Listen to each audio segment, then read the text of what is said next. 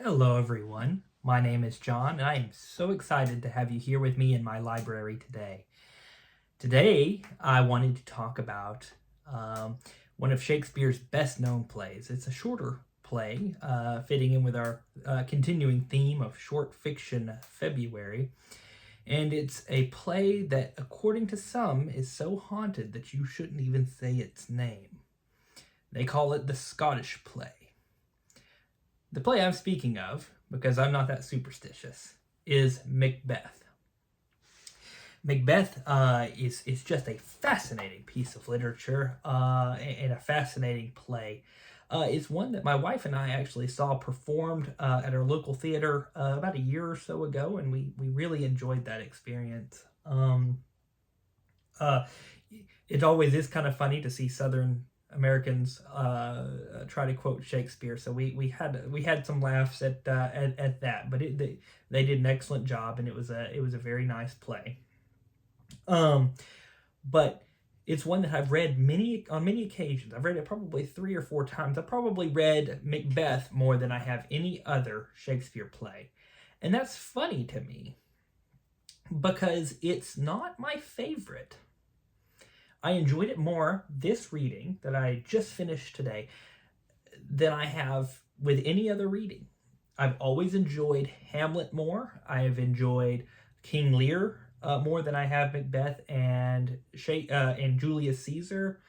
There are many plays that I enjoy better than Macbeth, but it's one that I have come back to, and I really, really enjoyed it this go around, and it's been something that has kind of stuck in my brain a little bit more on this read through. I thought that the themes of there's a real supernatural horror element to it that I just found deeply fascinating this time. Um, so I hope that you stay, and I hope that you join me as we kind of delve into this spooky work, which may have been better left for Halloween, but today we're going to talk about it here on the channel. They believe that it was first performed around 1606 during the reign of King James the First in England. King James the First. He was the king of both England and Scotland. They were two, how I understand it, anyways. They were both divided, but King James was king over them both. Of course, King James is known for the King James Bible that I have up on my shelf here. I love the King James translation of the Bible. I think it's just beautiful.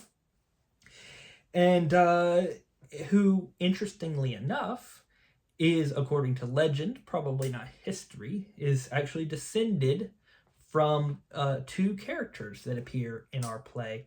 That would be Banquo and Fleance, who we will talk about more in a moment. And the reason I say that, and I did not know this before today as I was doing just a little bit more research, is that the tragedy of Macbeth is actually based in at least a very small way in real life history. You see, Shakespeare was a great studier of history. He read Plutarch and he read many other books of history, and that's where he drew a lot of his inspiration from. And there was a book called Holinshed's Chronicle, which was a very popular history book about English, Welsh, and Scottish history. And he had read this book, and within its pages, it describes a mad tyrant king named Macbeth who deposes his King Duncan, the king before him, takes the throne and is overthrown by a man named Macduff, a nobleman named Macduff, and King Malcolm, just like in the play.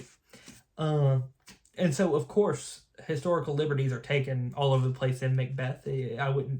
Of course, I wouldn't read it and call Shakespeare's version of the tale a hard history. But I thought that was very interesting. Of course, I'm no historian myself. And so, as to exactly how much of what is in this text is true history, I'm not quite qualified to be able to tell you.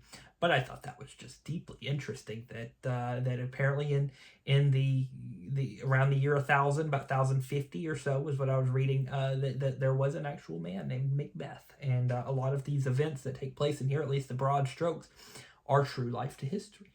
So I find that to be just fascinating. Macbeth. What can you say about it that hasn't already been said? It opens with one of the best openings in history as three witches are scheming around a bubbling pot, a cauldron, I should say, that they're making potions from. There is King Duncan has just won an important battle, aided by his two generals, Banquo and Macbeth. And they're both apparently very loyal to their king. They have done great things for him in battle, and King Duncan is excited to bestow honors upon them for their services. However, these two gentlemen, Banquo and Macbeth, both run into these three witches as they are on their way home. And the three witches tell them both prophecies. They tell Macbeth that he shall become the Thane of Cawdor and then later king, and that Banquo shall not be king himself, but that his son or sons in the future shall become king. Of course, they both don't take this too seriously right there at the beginning. But when immediately thereafter Macbeth is given the title of Thane of Cawdor, he begins to start thinking about this more deeply. He returns home to his wife, Lady Macbeth, and he's hesitant. He tells her what he has seen and heard, but is definitely shaken by the fact that if he did happen to become king, that apparently his children would not be able to carry on that tradition. And he also worries about how one would become a king. But Lady Macbeth holds no such moral stipulations. She immediately develops a plan by which to violently dispatch of King Duncan and to seize the kingship for themselves. She desires power, and so does Macbeth. But Macbeth is struck a little bit more by his conscience than Lady Macbeth is, and Lady Macbeth calls him out on it. She upbraids him. She kind of bullies him into her way of thinking. And it's very interesting that over the course of this story, Lord Macbeth, King Macbeth, is going to kind of spiral downward into despotism and evil. He at first is at least moderately sympathetic. He doesn't really want to dispatch of the current king, but he does. Whereas Lady Macbeth holds no such stipulations, as I said before. She's all good with it. But over the course of the novel, she begins to develop a conscience about what she's done. She devolves into madness because of what she is doing. Whereas Macbeth hardens his heart and goes further and further in. She is undone as they continue. So I find that to be very interesting that there are two parallel characters who are going in crosswise directions. So King Duncan comes, they hold a dinner party, and Macbeth is so shaken up by what they're possibly going to do in murdering King Duncan that he sees a knife hanging above his head at the dinner party and almost blows the whole thing. But they steel themselves to their task. Lady Macbeth gives them all like a good sleeping medication or pill and or drink, and the guards fall into a deep slumber, and Macbeth performs the fatal action and stabs King Duncan to death. In the morning, he immediately regrets the decision, but he is this far in. In the morning, they find the body. Himself and other nobles, including Macduff, find the body, and Macbeth feigns ignorance, yet he almost shows his hand because as they are crowded around, Macbeth says that he didn't know that the king had died, but yet when they go to question the guards, he had already killed them. And but before he's able to be questioned about this discrepancy in what had happened, Lady Macbeth has a fainting spell. And immediately the attention is diverged away. The two princes, one of which being the main one, Malcolm, both flee, thinking that someone's after their lives as well. One flees to, I believe, Ireland, and the other, Malcolm, flees to England. And immediately after that, well, they assumed it was the two boys that had murdered their father to get to the throne. And so once again, the attention is diverted from Lord Macbeth. And so Macbeth is actually crowned king, and Lady Macbeth is queen. And they begin a reign of terror as they become more and more paranoid about others around them. And of course, this starts with Banquo, because Macbeth does not want to be deposed by Banquo's son. And so he hires a group of assassins to waylay them as they are traveling. And they're successful in killing Banquo, but they do not kill, his name, Fleance, Banquo's son. He gets away. I find it to be very interesting that despite his being spoken about in the prophecy, this is actually his last appearance in this play, is his running away. But he does survive. And according to the legend that I was reading, probably more of a legend than fact, he kind of ends up marrying into or his family, or his sons end up marrying into the royal heritage, and they do end up becoming kings that way.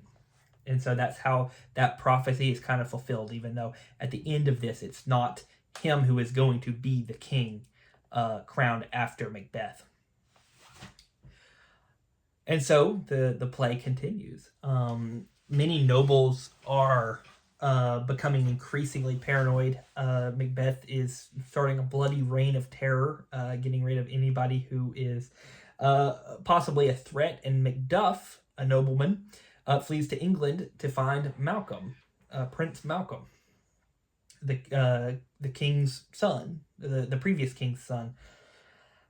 And down there, they begin to raise an army to fight back against Macbeth and depose him.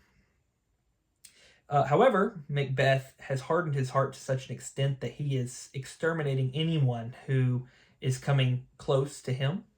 He attempts to destroy Macduff, but he has already fled, and so instead he murders his family, wife and children. This spurs Macduff even further to want to destroy Macbeth, and so as they're developing this army, Macbeth realizes that he might be in trouble, and he goes to the three witches once again to seek further instruction, and they tell him two things.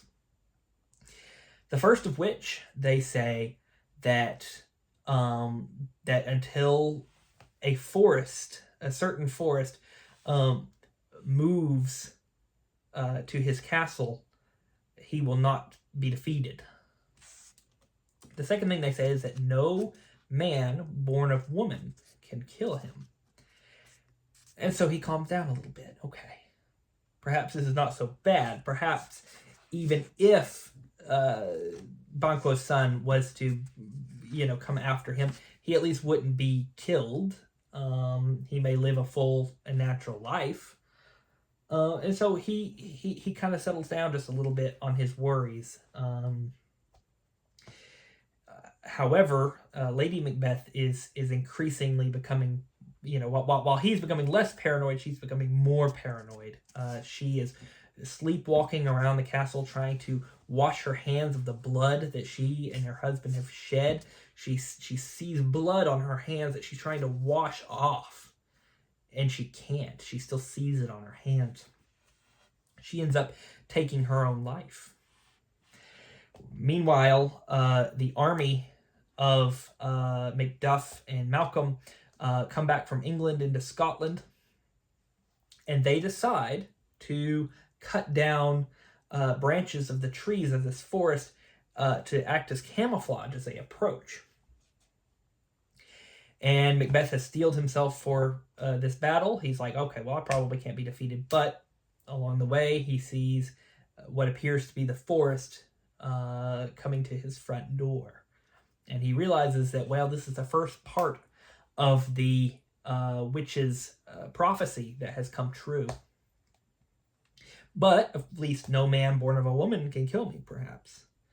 So he goes into battle, and there's many lost on both sides, but ultimately Macbeth's side is the losing side, and he comes face to face finally with Macduff, whose family he has murdered.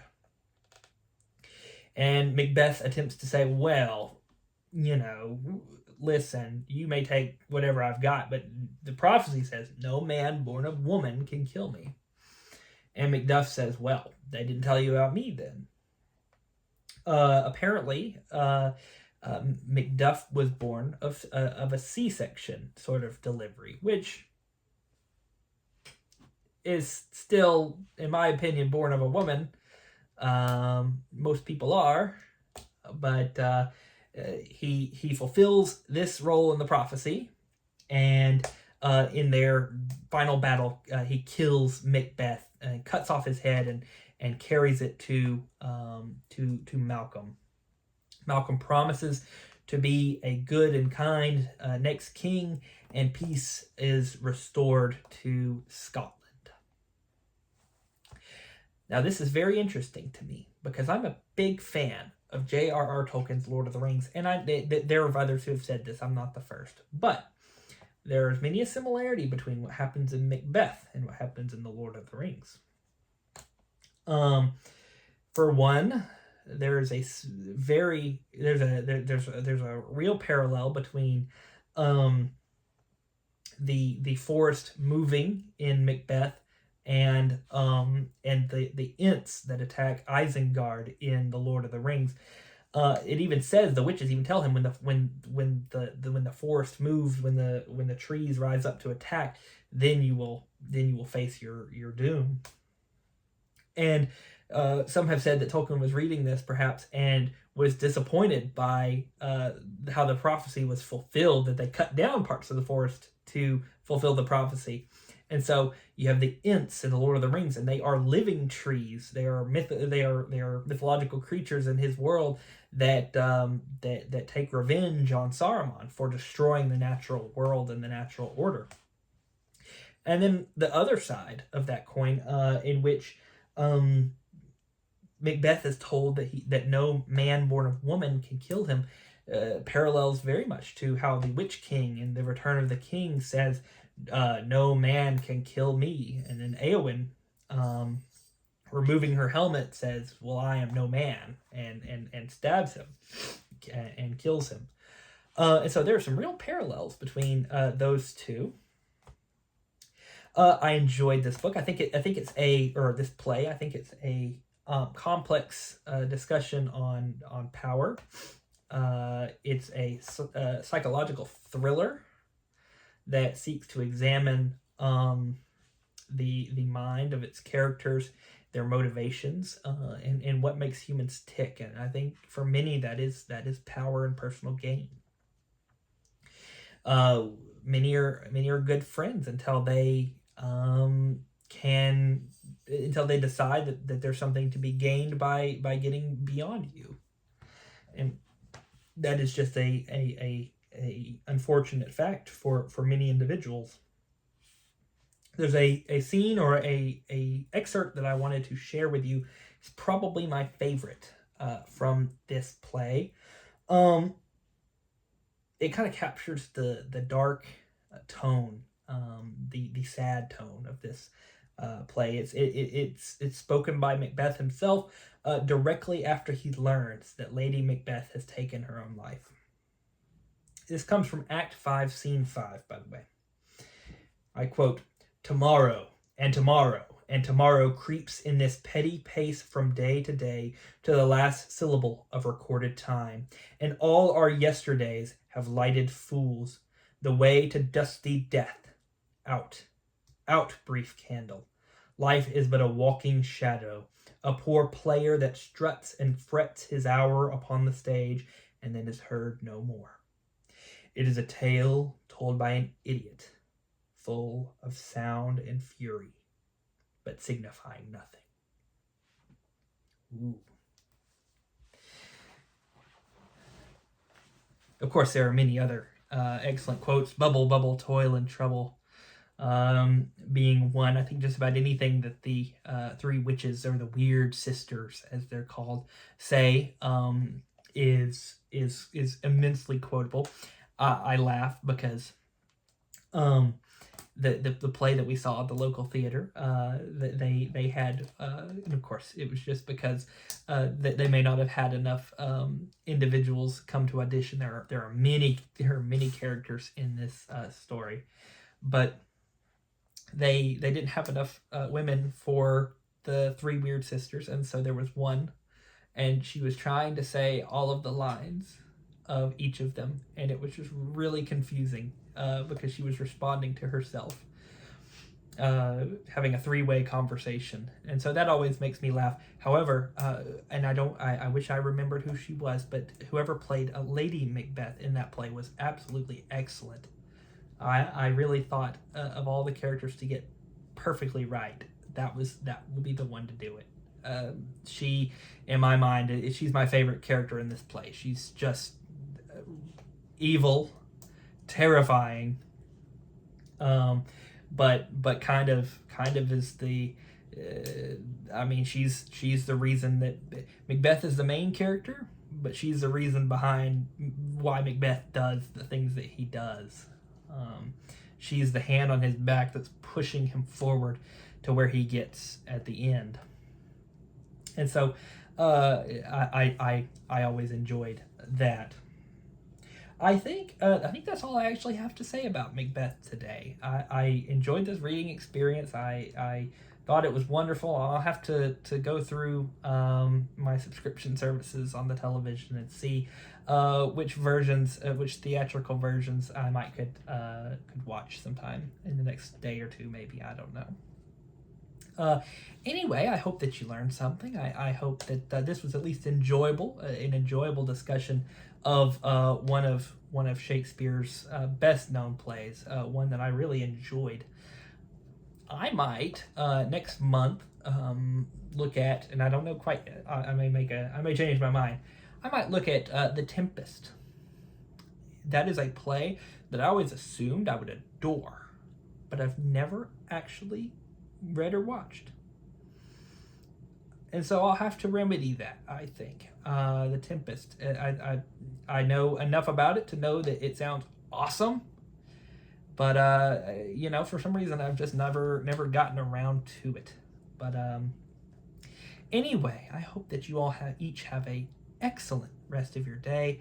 I hope that you would consider subscribing to my channel if you were so inclined. That is a great encouragement to me, as well as hitting the like button. I know used to, whenever I would be watching YouTube videos, I never really hit the like button. Not because I didn't like a video, I just never thought to do it. But as someone who's growing a channel themselves, it's very encouraging. It really is. It's very encouraging to know that someone out there is at least enjoying or appreciating the work that you're putting in. And so if you did enjoy this video, please consider doing so. That would be very helpful and very encouraging for me as I'm continuing to get started on this platform. I hope to have a couple more little short fiction February videos to come up here before the end of the week. I don't know. It's going to be a pretty busy week. I'm going to be able to reach my reading goal that I listed up at my first or second video of reading my fiction, nonfiction, Shakespeare classics. I'll be able to reach that goal, but honest to goodness, I've not read nearly as much this month as I thought I would be able to. And I actually took a week off during this month. I just didn't get to where I was sitting there and was just had a book in my hand and was just really reading. So I didn't quite read as much short fiction as I was going for, but you know what? That's just fine. I read a couple good books, and I will do a reading. I'll at least do a reading wrap up towards the end of the month, if nothing else.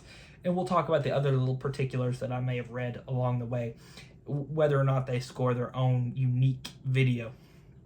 Anyway, I hope that you have enjoyed, and I appreciate your presence as always.